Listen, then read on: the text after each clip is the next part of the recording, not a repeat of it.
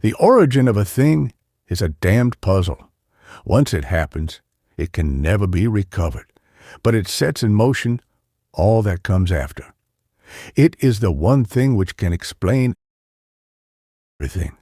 But because it is an insubstantial thing, its true nature remains not just unknown, but completely unknowable.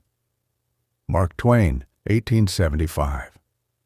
When the little town of Wagner was founded in the Dakota Territories, the residents newly arrived from the east thought they had finally claimed their little slice of heaven. The year was 1878, and the United States government had won the Great Sioux War, laying open vast swaths of formerly Indian land to white settlement. 21 families had made the long trek from New York State to start a new life in the shadow of the Black Hills. They came for many reasons: economic conditions in the East, the chance to wipe the past away and start anew, the gold buried in the hills. But the new residents of Wagner would soon uncover a horror that would come to consume all their dreams and everything they had hoped to build. Here, the following is an excerpt from the journal of Captain William Clark, who, along with Meriwether Lewis, led the Corps of Discovery across the territory now known as South Dakota in 1804. The wind hard from the N.W. today. The chiefs of the lower village came and informed us they wished us to call at their village take some corn, that they would make peace.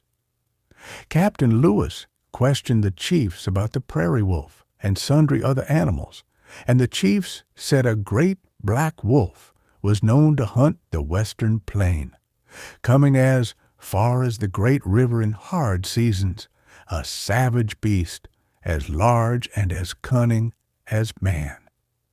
The following version of a Black Hills Sioux legend comes from The Stars Above the Prairie, Tall Tales from the Great Plains, published in 1996.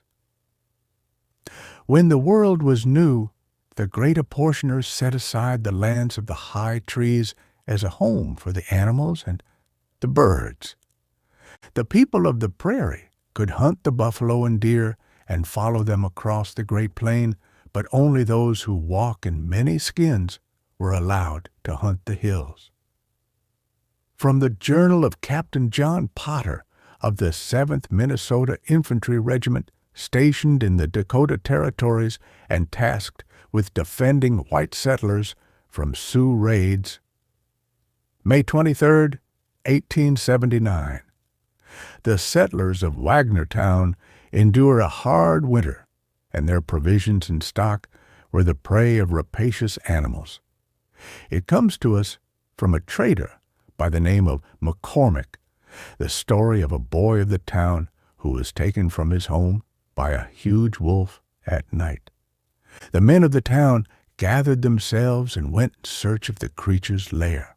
The Indians tell a story about peculiar wolves that live and hunt in the Black Hills, and it was said that the men of Wagnertown went up into the hills and found the cave of the beast and its ilk. There, in a dark and hellish pit, the beasts were destroyed, one and all. The following is a partial transcript of a 1936 interview of a Lakota shaman named Lone Horn by a field reporter for the Works Progress Administration. When I was a boy, many white men went up to the Black Hills with their guns and long knives, and there they met the Bear Dog Clan in the caves of the moon. Many white men went into the Black Hills, but not one ever returned to their families. From Black Hills of Home, an anthology of writing by South Dakota settlers, the following comes from a journal written by Sarah Kelly, a resident of Hot Springs, Dakota Territory, in 1885. It was said that when the Wagner menfolk returned from the hills, they were changed men. Their wives and children were hard-pressed to recognize them, although they looked the same as they did when they left. The men came back, but people say that the husbands and the fathers and the brothers they knew never came back. From Here We Go, a popular post-Depression travel guide series. South Dakota's Black Hills offer some of the best scenic views in America at very little cost. Look for the Hillview Motel outside of Hot Springs for a clean, economical room for your stay, or the Bighorn Inn near Custer. The little towns in between places like Drumey, Talbot, and Pine City also offer friendly and safe accommodations. The canny traveler will avoid the town of Wagner, which fails to offer lodgings or hospitality to visitors. Loren Gassman, author of numerous books on the subject of cryptozoology, cites the case of the Wagner incident into The Great Wolves from the Amarok to the Wahiela, an article published in 1990's True Stories, Monsters, Legends, and History. Remnant populations are continuously cited as a possible rational explanation for numerous cryptid encounters that could otherwise be considered anomalous animals. Could a species like Canis dirus, the dire wolf, survive in small groups in North America? Anecdotal evidence like the strange creatures killed in South Dakota near the town of Wagner in 1879 suggests that such an explanation is at least likely, albeit almost too neat. The Wagner wolves were said to be large and powerful like the dire wolf, but they were also inextricably linked to the Lakota skinwalker legends, a fact that many researchers would like to ignore. Maybe not every sighting is of an unknown animal. Maybe some are simply unknown monsters. From a South Dakota State Police report dated June 8, 1967, Officer Rains and Officer William responded to a report of an intruder at a home along Cheney Road in unincorporated Wagner. The resident described an attempted break-in and damage done to the property. The suspect was described as being 7 feet tall, weighing 400 pounds, and covered in coarse black hair with fangs and claws. The resident was advised to stay indoors, and the officers declined to investigate further. From the introduction to a 1988 report compiled by the South Dakota Department of Health concerning the state's history of infant mortality. Before the 20th century, citizens enjoyed little state support. Most care was provided by communities and reinforced by popular tradition. The harsh environment claimed many lives, but like they always do, people adapted and learned how to survive. The case of the town of Wagner is an exemplar of loss and recovery, marking one of the last data spikes in mortality rates during the winter and spring of 1879, when all newborns of the town perished. The next year, however, numerous babies were born and not one was lost. Folklore of the region tries to explain away the situation by attributing the dramatic change to a thick coat of hair that the 1880 babies were said to be born with. From Supernatural Nature, an exegesis of paranormal environmentalism published in 1979 by Ivan T. Givaudan.